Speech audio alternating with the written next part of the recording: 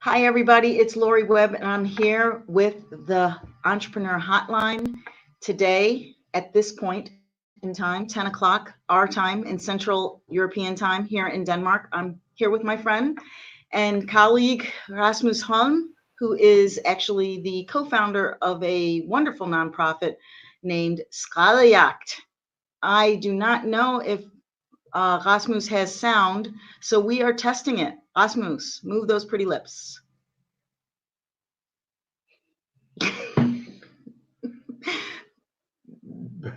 They're But not there's moving. no new video. Yes, Brian is here trying to help us. But there's nothing happening right now. So we are waiting to see if it uploads on Facebook, and he just left. Okay, so he's probably coming back on to see if there's something going on there. So I apologize for the tech delay, the tech problem. I'm going to throw up the banner. I'm going to mute myself, and we're going to work out this dilemma. All right?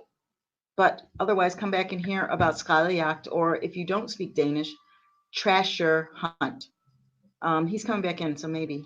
Let's see. What Rasmus. about now? Okay. Nothing. So what we're going to do is, like I said, we're going to check and see what. Can you try it without the headsets? Yes. See if he has the microphone from the computer. Yes, we're going to try that. How's that? He's going to test it. Okay, I'm going to do that. Okay, Rasmus. Rasmus? No.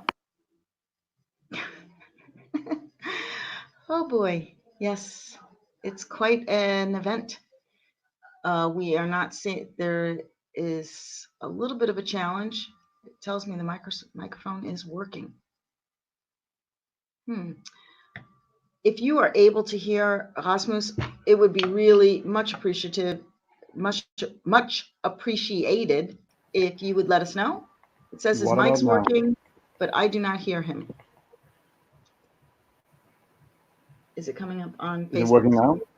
Back of the house, in the front of the house, so that you know that we're here, and I have no idea why it's not doing this.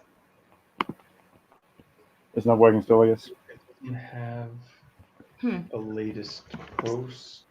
Somebody is happy about it, but can you hear us? Yeah, hit that like if you can hear Rasmus, I don't think anybody can hear me. please.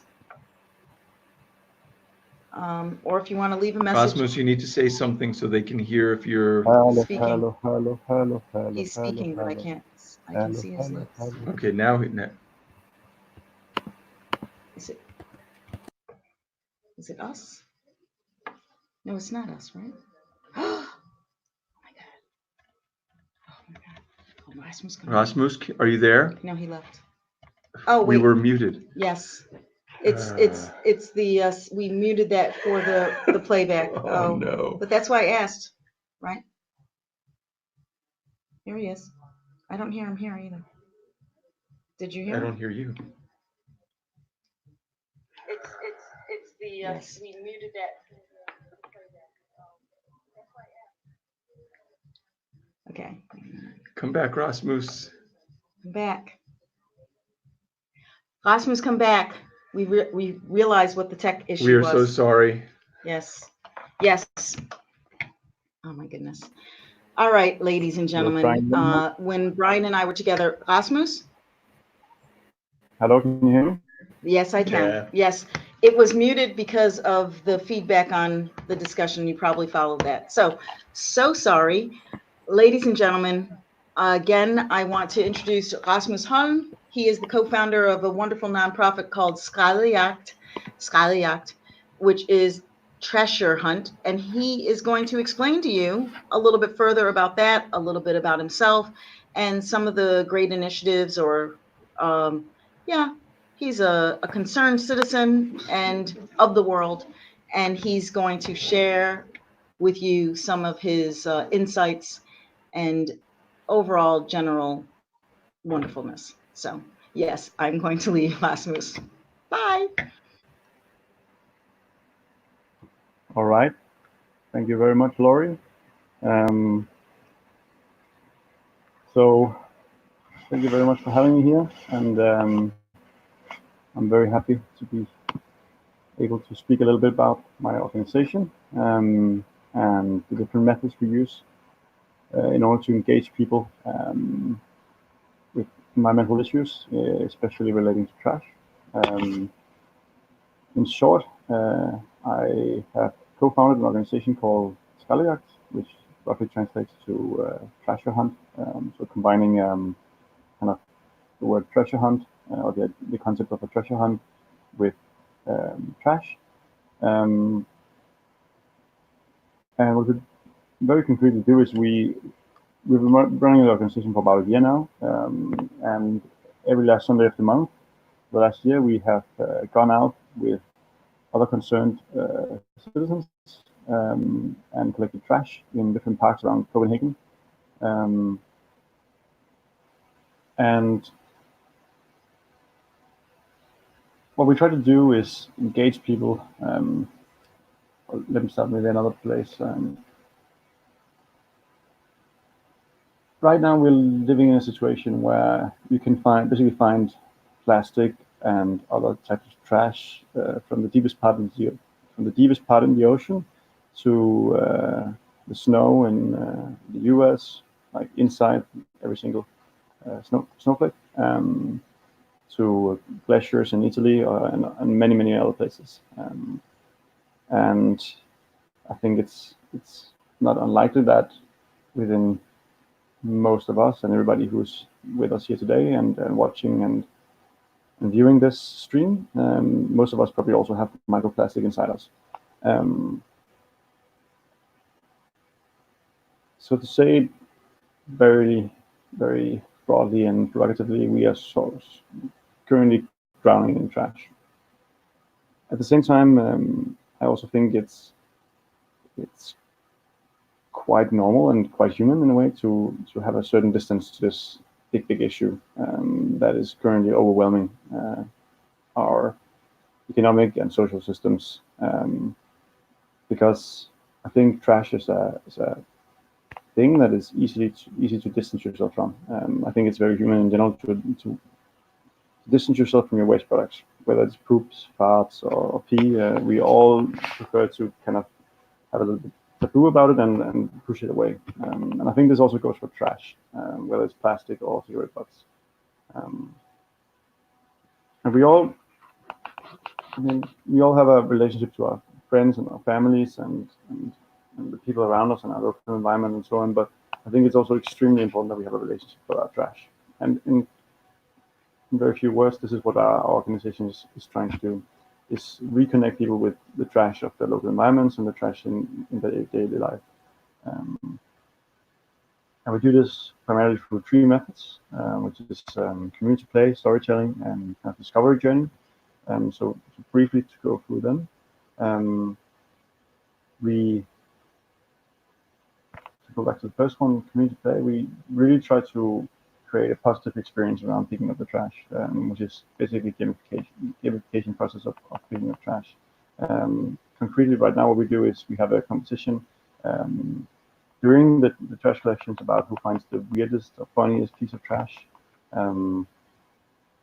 We also have sort of general playful atmosphere, and I think just fundamentally it's a fun experience to pick up trash. I know it sounds weird, but I think we're almost biologically wired to enjoy the process of picking up trash. Most of humanity, we have lived as hunters and gatherers, and picking up trash inside a park is basically is triggering all the same kind of stimulations as a hunter-gatherer usual experience of going out and looking for berries or looking for hidden things inside bushes and so on would do. So in that sense, I think it's just fundamentally fun to go around in a group and hunt something or gather something that is sort of hidden. Also, why we enjoy treasure hunts and a lot of stuff. It's kind of triggering a lot of those sort of biological biology, I would say, evolutionary cases. So some of our community play part is basically that we have a conversation throughout the day where we try to and this kind of goes into our second method, storytelling, where we try to really find the funniest, weirdest piece of trash, and we will find really weird stuff, from briefcases from the U.S. House of Representatives to butt plugs to condoms, computers, bow and arrows, any type of clothes you can imagine. In a bush somewhere near Skraldejagt, we found just a little, inside a bush there was just 19 socks laying in a bunch for some reason. I don't know what the story behind that one is. So we have all kind of weird findings that we try to create a competitive environment around, and have fun with. And then in general, it's just fun to go around and looking through bushes and like picking up stuff. So that's kind of our first method that we use to engage people with. The second method we use is storytelling, and I would say that with all these methods, these three methods, we are still just infants in exploring how powerful they are and what they can be used for. And this also goes for storytelling and also for the community play part. Like we can do so many more things to engage people in a playful and game-ish experience when picking up trash. And we're doing something, but we can do more. But this also goes for storytelling, right? Storytelling is probably one of the most powerful tools within anything. I mean, I would go as far as saying that storytelling is everything. If you look at our brains, basically, I would summarize it as a storytelling machine. I mean, this is so much of what our brain and our idea of ourselves is based on, is just building stories about who we are and what we're doing and what time and space we find ourselves in and so on. And everything we do is just stories in our life.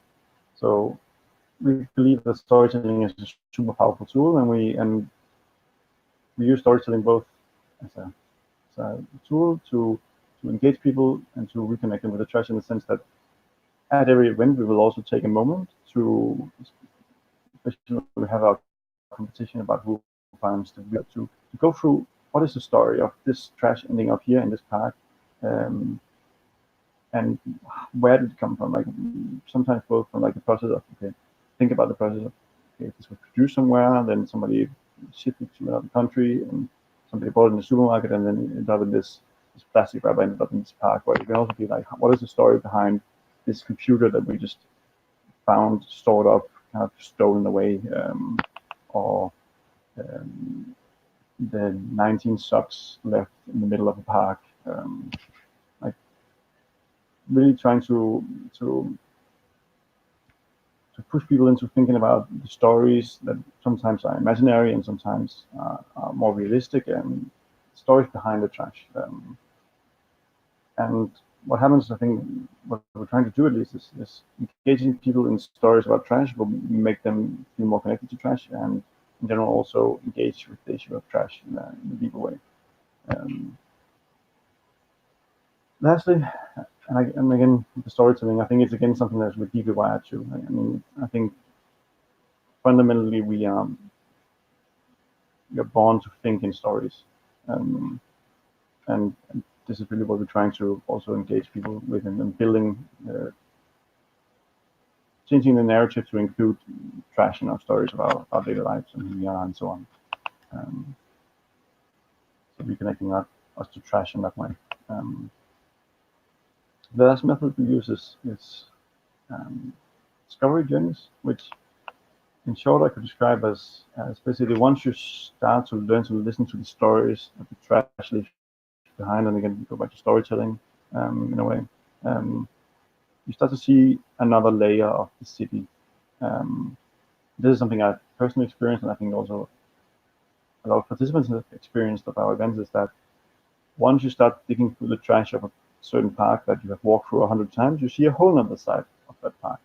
Same with if you just go and pick up trash in the street, is really quickly these different layers of your daily experience and your daily reality starts to pop up.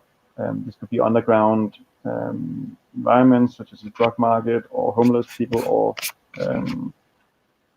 prostitution, or drug addiction. I think I mentioned that already, but and it can also just be young people coming a certain place to hang out and have sex or drink beers, or I mean, you see so many different sides of the city that you kind of thought you already knew. And it becomes almost like a sort of anthropological excavation into deeper underlying levels of the city.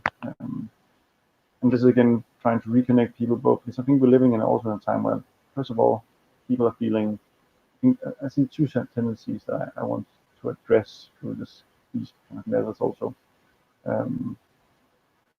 Which is one that I think a lot of people are feeling detached from and distanced from the political process.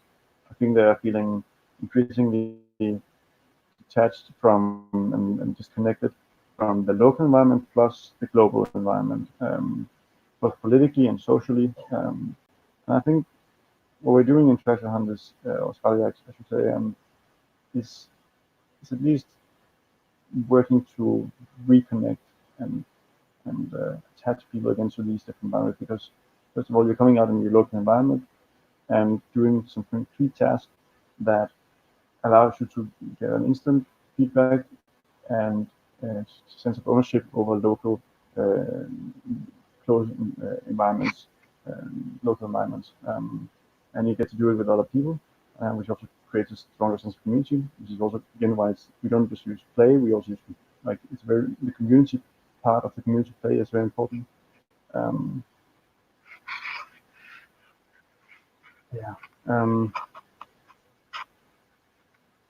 Now, when I talk with Laurie about, so to conclude, these are maybe three main methods we try to use to re-engage people with trash in the local environment and take ownership of the trash in the local environments. And for people to think about and engage in environmental and climate issues, not only as consumers, which I think the majority of people right now, they primarily engage in these issues as consumers and think about how they as consumers should consume differently in order to solve this consumption crisis, which I would call it. I would almost not call it a climate crisis, I would call it consumption crisis, because that's really what it is. It has nothing to do with the climate, it is only to do with our extreme consumption. And not as individuals, as a society, and the political structure that enables that. Or forces it, I would even say, rather than enables. So basically what we try to do is to re-engage people with the trash. In short, you could say we're just trying to get people to come out and touch the trash, because then slowly they'll be reconnected with it. And to take part in the political discussion of, okay, we have a big issue here and we need to engage with it. It's not enough that we just buy differently in the supermarket. We actually need to do something about it. We need to think about how to create a solution to this issue. Now, this is not a political forum. This is an entrepreneurial forum. And when Laurie asked me to do this talk, she emphasized the importance of the journey to action, and the process of coming to action from being made aware of doom and impending challenges of our society, whether it's climate and environmental issues or political and social issues, economic issues. How do we as entrepreneurs and citizens and human beings react to these issues in front of us? And how do we, what can I do? And I just mentioned the thing about being a consumer versus being a citizen. How I think we really need to move beyond just being consumers and manifesting our political being in our consumption. We really need to move towards being citizens that use our voice and engage ourselves in our democratic ability. But what can we do in this process? I mean, we can demonstrate, but that also kind of feels a bit meaningless from time to time. I mean, and this is again the political process can feel very far away, I think, for most people. I think entrepreneurship is definitely going to be a part of the solution, especially if your motive is not to make profit, but to create some kind of real change in your local environment. And I guess in that context, my experience with working with our organization and developing that organization, my number one tip would be to take agency over your own decisions and lack of decisions and action. In the sense that I had spent many years myself thinking that I wanted to do this and I wanted to do that and I wanted to help create change in regards to this and that and the environment and social politics and so on. But I kept coming with excuses. So I'll do it do it when I'm finished with high school. I'll do it when I'm finished with when I get a job. I'll do it when I'm in whatever. I'll do it when I have the money to do it. I'll do it when I'm not so busy as I am right now. But what I've really learned is, and a part of that whole process of excuses and lack of action is I guess both the fear of failing and the fear of not having the perfect product ready to launch, and you really wanted to be good and you wanted to do it in the right way and so on. But what has been really helpful for me is just to intentionally make a lot of mistakes and just do stuff. And always just try to follow the energy wherever it is. And these are kind of unexplored, unfinished thoughts. So excuse me for taking a moment to think, but I guess the point is that if we constantly keep building our ideas of action up into this grand infrastructure of wanting to make a large institution and large institutional change and wanting to have all the money in place and all the things in place before we can do it and have the time and have the right circumstances, it's never going to happen. The right circumstances are never going to happen, the money is never going to be there, so on. So just do it. Don't fuck around, don't do anything else, no more excuses, just do it. And this can maybe be provocative in a sense, but the process of just doing it is it's more about doing it and then failing and then doing it better and then failing again and then doing it better instead of constantly being left back. And you can always do something, no matter what situation you're in. You can always do something to get closer to where you want to be.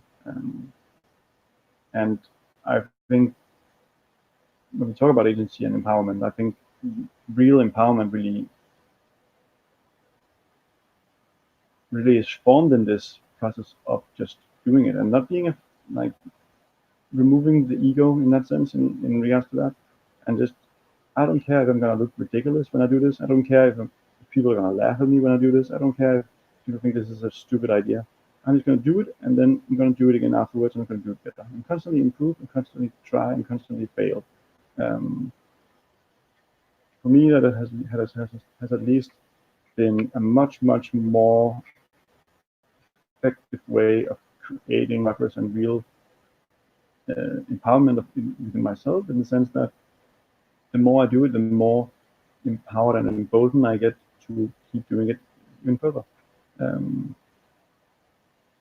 So yeah, that would probably be my number one advice, is just to do something small and something that is 100% gonna fail and 100% gonna be really insufficient in achieving what you actually want to achieve.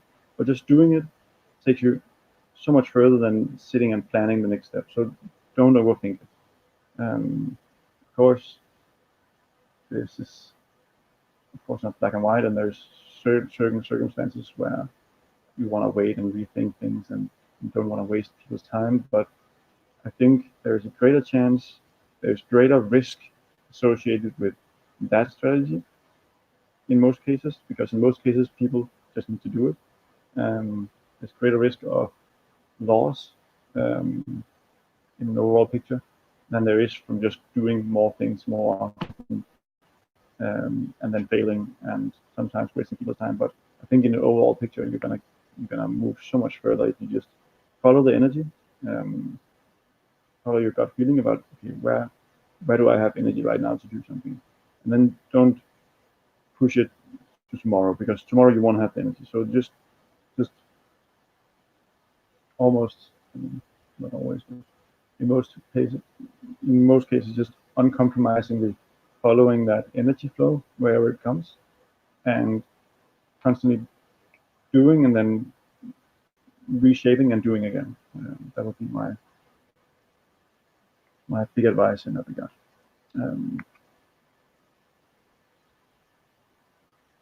And yeah, I think that was all I had to say.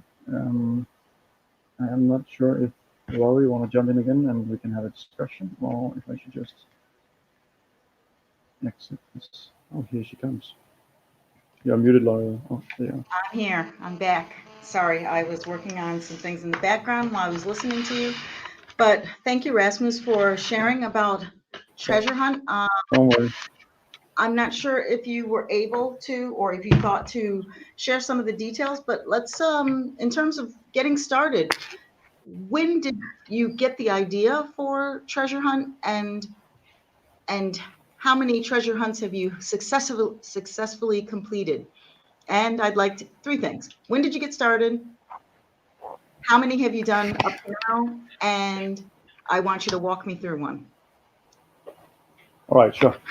And that's a really good manifestation or like illustration of what I just was talking about, because the first time we had our treasure hunt, it was just me and my co-founder friend, Mikkel Mogensen, who were out for a walk in Søndermarken, and we had just, Mikkel had we were in his apartment, and we went down for a walk, and on the way we stopped by a supermarket and put in some bottles for recycling. So he had a box that we took with us for our walk in Søndermarken, a park in Copenhagen, and then we just walk around for an hour or something, and during that trip, we suddenly started picking up small pieces of trash. Like we started with, like, we found another bottle, I think a can actually, and we were like, okay, yeah, we just went down with other bottles so we can pick this up as well.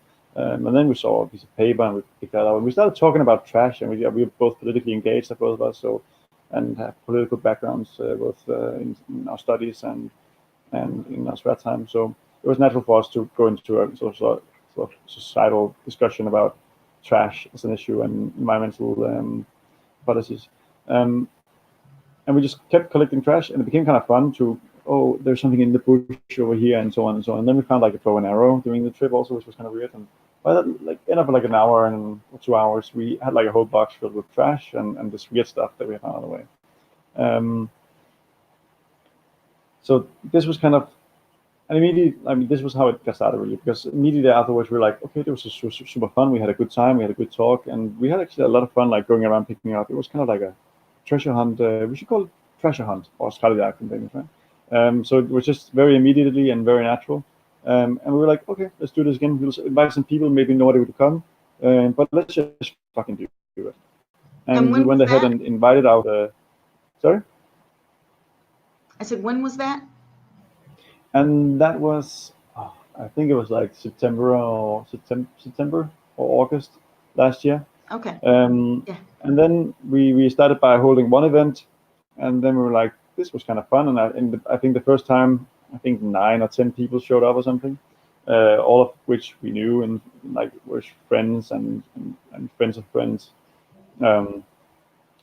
And we were like, okay, we should keep doing this. This is fun. And then we just made the next one, and then we started to become more organized. And all in all, I mean, it was just a matter of like, okay, we can go collect. It doesn't really require anything. Everybody can do it, almost no matter age, disability, or so on. I mean, it's pretty easy and pretty convenient. And all you need to go is just I mean, if you want to go real basic, it's just to buy some bags and maybe some gloves, and you can get that very cheap, and then the municipality ended up giving us a few things. So in that sense, it was really just a matter of us just doing something, and then in the beginning there were many mistakes, and we have slowly built it up over time, and now we have been running for a little bit more than a year. We have successfully, since that first event, done it every last Sunday of the month for more than a year now, and also had a few extra events. So we have had about 15 to 20, I think, events in total, and for the last, I mean, couple of months, half a year, we are typically between 15 and 20 people, many of which we have gotten to know through the events that come regular basis. And then to answer your last question about like walking you through a treasure hunt, usually it consists of right now every time it consists of us meeting up 11 o'clock in some location in Copenhagen. Right now we're mostly doing it in Copenhagen, and then from 11 to 12:15 we'll go around to collect trash, either in like self-formed groups and just as individuals, or else sometimes we also do like set groups, and then we have a short tea and coffee, and there's usually a volunteer, like one of the other participants, that sign up to come with some cake, and then we bring coffee and tea and sort of stuff for it, and then we have a short break, and then after that we do another sort of session of trash collection for about an hour again, and then in the end we have a short ceremony where people tell the stories about where the trash they collected and where they found it and what the weirdest piece was, and then we'll have like usually a vote about who found the weirdest piece, and then a prize also in the end. Actually, the prize is sponsored by Brian and his store Ego. That was just joined the call here just before I came on. So thank you, Brian, also very much for assisting us in that. So yeah, that's the walkthrough. Now, I've been to, I think I've been to 2, maybe 3, but I'm sure I've been to at least 2. And I was surprised by actually, I was doing it because, of course, the connection to you and the team, and like wanting to be supportive, and getting out there on a kind of chilly day and collecting the trash, and had a great time. I mean, got to, also what I like about it, that community feel, that it's pretty effortless.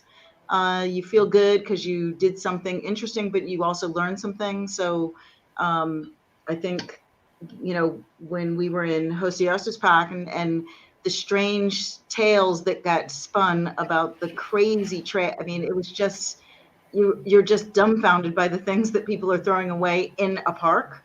And I think that there's something to be said about, I know you were speaking about some of the stuff, and hi, Shruti. no, it's just a lamp. No, okay. Yeah. I thought you were reaching over. Anyway, yeah, see, because that's the thing. This is the Copenhagen group. So I know all of these people. Like, I know them, I know their loved ones, I know family members, I know girlfriends, wives. So yeah.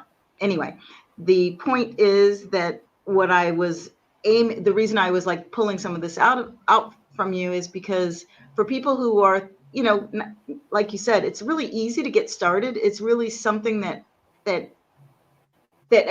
pretty much every community needs, any kind of urban community anyway. And it's a way to engage the full community. It's very inclusive. It doesn't matter what age.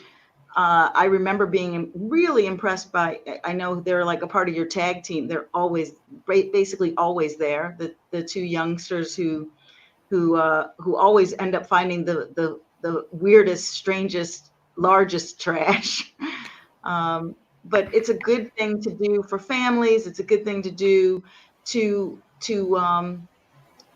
engage from a social standpoint. I think that's like, there's many layers to Skraldejagt. That's one of the reasons why I wanted you to come on, so that people could be inspired by the work that you guys are doing. I think it's really admirable that you would want to do this. And besides, I mean, do you want to say something connected to that, or? Yeah, it's just that's actually one of the things I'm also really happy about with the organization right now, is that we actually have managed to, and I'm not sure quite how, but we have people from all ages. We have people from like 9 or 8 and even younger. I think we're down to like 6 and 5 years old a few times, and up to 70, and both expats and students and people who work, and like people in their 40s and 30s and 20s. I think despite especially like me and the other co-founder, we're both around mid 20s, and despite that fact, and then we've actually, I think, managed to create a community where both international and, I mean, yeah, we have a very broad group of people joining us, and that's really been gained a lot for us. Yeah, I think that if people are trying that, I mean, there are many aspects from an entrepreneurial perspective. I think that for people who are, who perhaps already are a part of like a nonprofit, an organization, they could mobilize their people to go out and do something like this as a team building activity. I know that you have thought about Skraldejagt as a team building activity. I don't know if I missed the piece that you talked about deep tourism. Did you?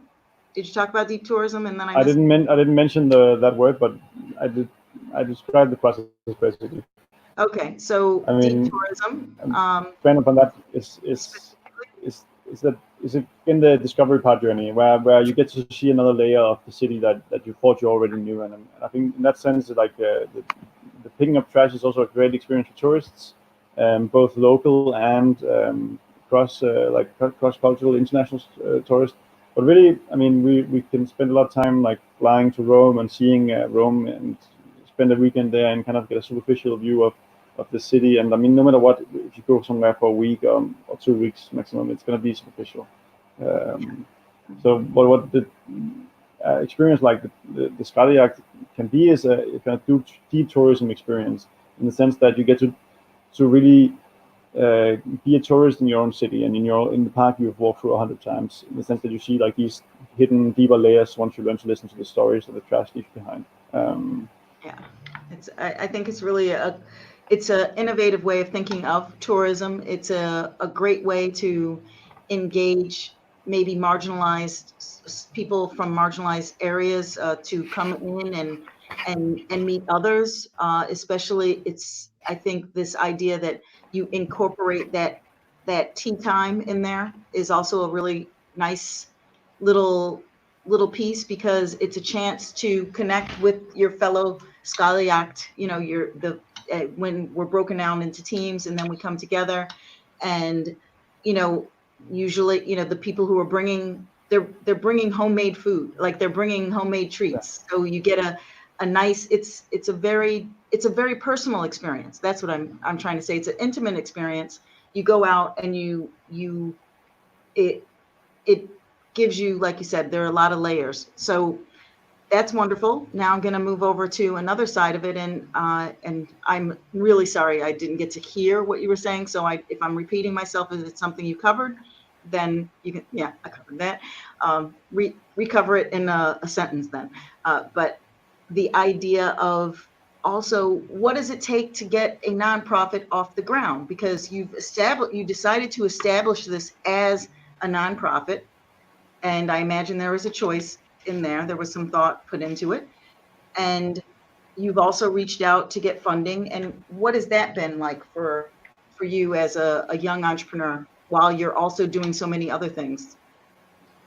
I mean, I covered some of the aspects of that, but probably also in a rambling fashion, because I've been working hard since 9 o'clock in the morning, and literally just came home 5 minutes before and got to kiss my girlfriend and just instantly on the computer here. So so maybe some of the stuff got lost, and there's also additional aspects that we just added onto it. So I'll be happy to go through it again. I think, I mean, I was just attending a conference today about entrepreneurs issues faced by entrepreneurs who are migrants, and there was one guy from the municipality who said in Denmark it's very, very easy to make a company, and that also includes a non-profit organization, in the sense that it takes like 20 minutes, half an hour to register online. What I think is difficult part is what comes next, right? How do you grow it? From the very beginning, the idea of our organization was not to make money. I would like to make this organization a part of my professional portfolio, where I also get some kind of income through it. But the profit aspect was never an objective, and the income was also more long term than short term. So in that sense, it was really easy in a way, because we just wanted to grow organically. We had plenty of ideas and inspirations and hopes and dreams and so on, but we were not in a rush to get there. So we simply just said that, okay, now we're just going to invite people. We don't have a logo, we don't have a website, we don't have a Facebook page even, we don't have anything. We don't even have a CVR number. We didn't even register until like a half year later, until I think maybe a couple of months. We're just going to do this. We're just going to go out and collect trash and then see what happens, and have fun with it. And then after each time, it just got better. So that goes back to the thing I was talking about before. No more excuses, just take charge and just do something. It doesn't matter what it is, just doing something. I mean, also right now I'm doing this talk, and I'm sitting here and talking with you, where I haven't had time to probably prepare deeply, and I could have done so much other things that would have made this even better. But just doing something and trying it and failing and doing it again gets you so much further than sitting back and calculating risks and trying to make it perfect. And this perfection, like, I mean, I think so much energy and so much potential dies in this idea of perfection, and this idea of I'll do it when I'm whatever. Yes, yeah, absolutely. So just action. And I mean, Laurie, we talked about this many times. This is the year of action. Do it, and then it fails or it doesn't, and then you see what happens. So just make mistakes.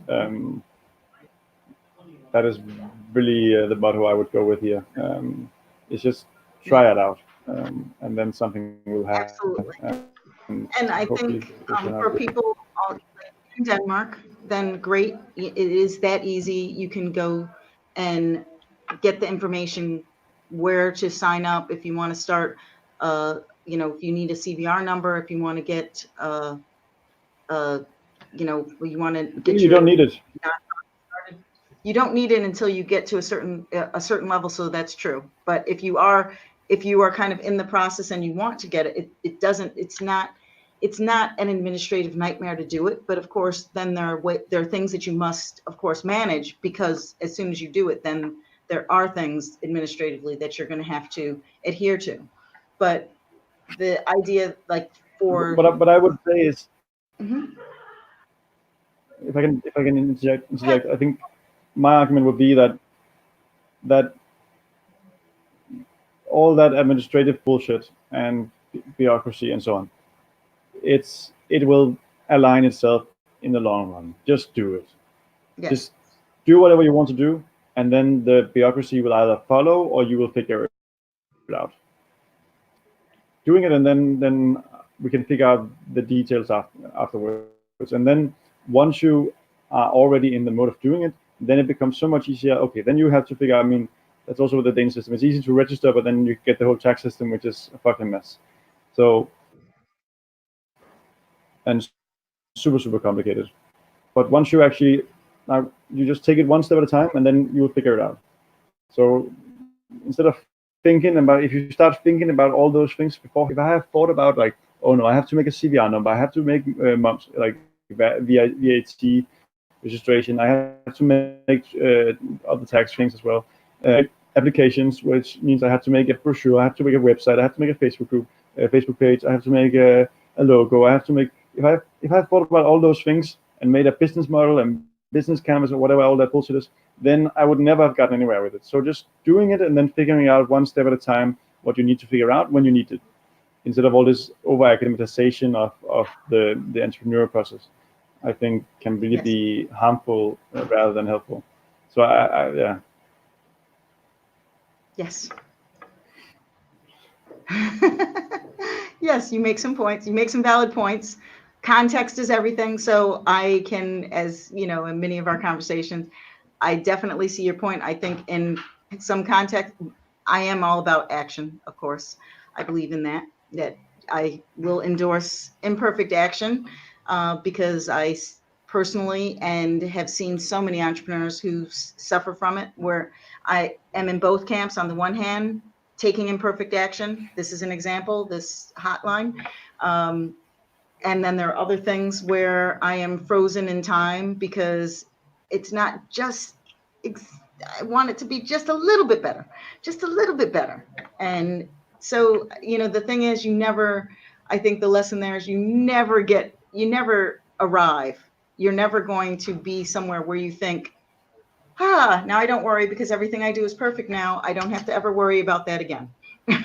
My argument would be that the fastest way to get there and the most efficient way to get there is by trying, and then you Yes. fail and then you try again. And That's I mean, right. what's the risk of trying and what's the risk of failing? I mean, really, when you think about it, it's only humiliation. Actually And say the humiliation only is a joke. failure is not trying. Yeah. Exactly. So, yeah, I think there's, I don't know if it's on my side. I think there was a lag. So sorry if I was talking over you. No, it happens with also. Yeah, Yeah. I'm not sure. Okay. So people, this has been a informative lesson about following your passion and following your conviction and your ethical compass and engaging others into your mission. You can do that. You can be successful. You can have fun. You can do serious work while having fun, and you can also have a economical model in that. Rasmus, I believe, did not talk about an economical model, but there is also an economical model in that. And the idea of being responsible and being aligned, I think a lot of people, when they think of the kind of thing that you're doing, they don't necessarily think of that as like, oh yeah, trash, that's going to be fun. Like trash seems like not fun, right? It seems like, oh, especially in many ways that we've been speaking about trash as this burden, as this thing that's been put upon us because of irresponsible behavior or because of ways that we were allowed to do things in the past, which has created all of this excess and people not being responsible. So people thinking it doesn't matter if I throw this on the ground or, if I put my cigarette out in the park, and everybody does that, right? It doesn't matter if it's just one set of million people. I mean, come on, that we are becoming more aware of it, and hopefully doing initiatives such as yours will help to put some visibility also on the environmental elements as well as the social benefits, and as well as the environmental benefits as well, right? So Yeah, sure. so thank you very much for coming. I appreciate Thank you, you Laurie. taking the time. And we will be closing out of this. I will be going into the Furoshiki. Going to teach you about wrapping gifts with cloth. So if you're still there, this is going to be my final hour for the day. And after about 8 to 10 hours of live streaming, I'm going to get to sleep tonight. So tomorrow's the final day. So please stay in there. Keep sharing your comments and reaching out to us. We are here for you. We hope that this is something that you are also finding valuable. And Yes, can I Ray? lastly just do a quick advertisement? If you're in the Copenhagen area and you're viewing this, or in the nearby Copenhagen area, on Sunday, you have the magical opportunity to participate in one of these treasure hunts. So join us. You can find Which us. park? Where are you? Which park? We're meeting at the Superkilden. Superkeen in Naples. Yes, exactly, Superkilden Park. Okay. at near Cafe Castro, and then we'll go from there. So anybody viewing or listening or whatever you're doing. What's the cafe? I'm sorry. Cafe Castro? But Castro. maybe yeah, I just It's we have already a link done. there. Here you go. Amazing. Here you go. If I can, oh, I'm in the wrong place. I think that was a private chat between you and you. Oh my goodness. All right. There's an Yes. event on Facebook as well you can find, and just go to Skraldejagt. Yes. I assume if they're in the Copenhagen area, they're going to understand what that means. Yeah, I hope so. And everybody's very welcome. Yes. And there's very good pages. There we go. Super Keelan, Cafe Castro, at what time? 11 What time, on Sunday. Rasmus? 11 on Sunday. Sunday at 11. All right. And yes, I'll put it in the comments on Facebook with the replay thing. So, Amazing. all right. Wonderful. Say hello to everyone that I know from your family and your inner circle. And thanks again. Cheers. Thank you, Lori. Cheers.